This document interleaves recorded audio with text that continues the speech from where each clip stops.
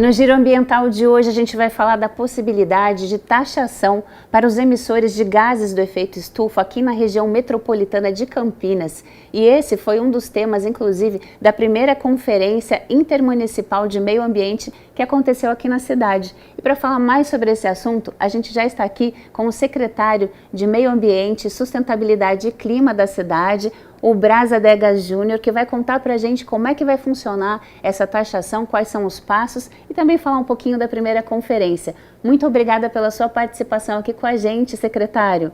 Olá, Alexandra. É sempre um prazer estar aqui levando informações a todos os nossos cidadãos aqui da cidade de Campinas e região. Olha, isso foi uma discussão, né? Nós aqui em Campinas estamos debatendo esse tema com muita responsabilidade. E a Campinas acaba sendo a referência da região metropolitana de Campinas, isso é inevitável, né? E essa questão ela é muito delicada. Com bases nos estudos que começaram em 2016, nós, nos 5 anos até 21, tivemos a emissão de mais de 3,5% de tonelada, 3,5 toneladas de CO2, e isso é um número muito elevado. Aumentou, então? Sim, aumentou, aí 3,5 toneladas, praticamente 33% em 5 anos. Isso é um número muito alto. Mediante todos esses estudos, nós fizemos aqui um estudo e temos o PLAC, que é um plano até 2050, que é um dos eixos do PLAC, da redução de gases de efeito estufa.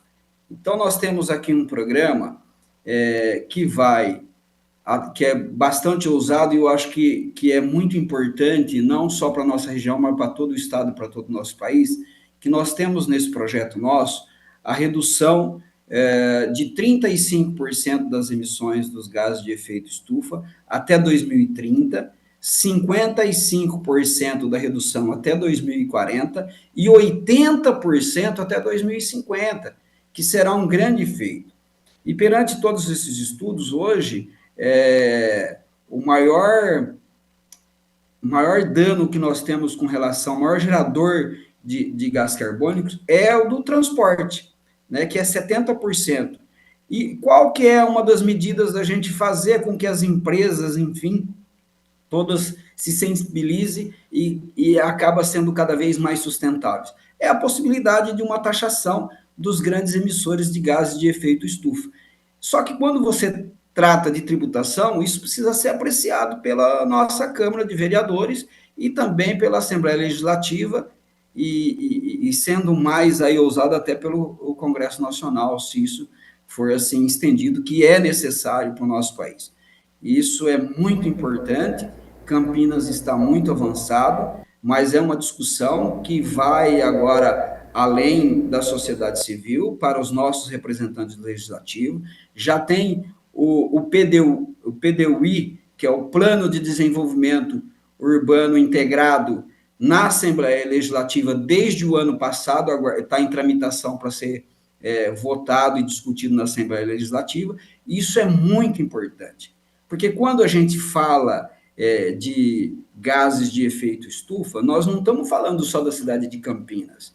Então, a legislação não é só da cidade de Campinas, tem que ser num todo, do estado, da região, né? Então, essa é uma discussão que tem que ser amplificada aí para toda a nossa região, para todo o nosso estado, e isso está sendo debatido, vamos agora começar a trabalhar mais aqui na região para que os nossos representantes encaminhem essa demanda para os deputados, para que faça a apreciação o mais rápido possível desse Plano de Desenvolvimento Urbano Integrado, que é muito importante, principalmente na nossa região e nas regiões onde temos cidades conurbadas, né? São hoje só quem conhece mesmo a cidade sabe onde começa uma e termina a outra. Então, isso precisa ser discutido com toda a sociedade, com toda a região e com todo o estado. Maravilhoso, né? A gente fica até com a sensação de, nossa, demorou, precisamos fazer alguma coisa urgente, né, secretário? E por outro lado também tem um aprimoramento do pagamento por serviços ambientais, isso vem também na contramão de compensar e de privilegiar aquelas pessoas que já estão fazendo a lição de casa? Sim, eu acho que sim, eu acho que isso é muito importante.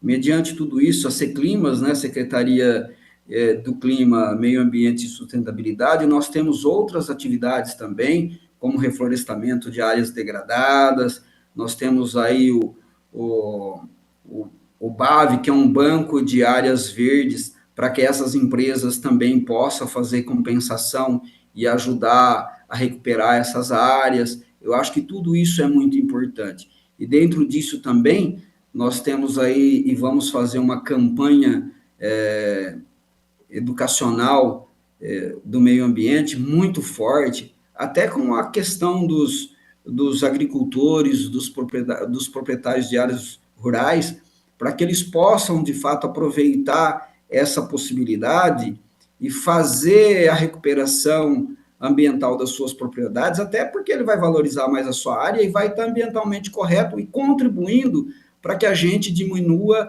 e atinja essa meta que estabelecemos aqui para a nossa cidade e para a nossa região, que a gente possa, de fato, cumprir essa meta dessa redução dos gases de efeito estufa.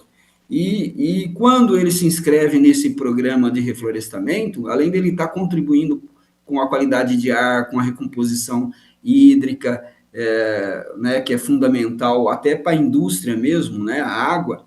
Então, isso é muito importante e não tem custo nenhum para o agricultor, o proprietário rural. É uma oportunidade até para ele aproveitar esse momento dessa facilidade e deixar em ordem a sua propriedade, que vai ser, além de fazer o papel ambiental corretamente, ele vai estar valorizando ainda mais a sua propriedade.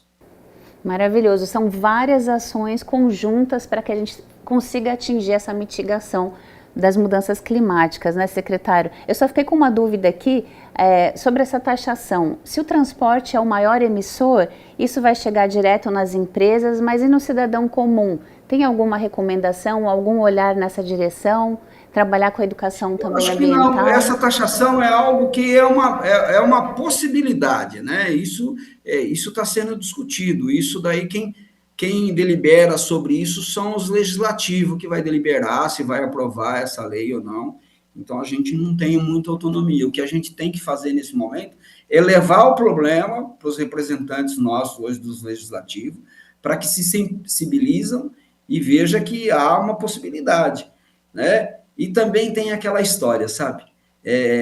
Tem muita gente que só atua quando sente no próprio bolso.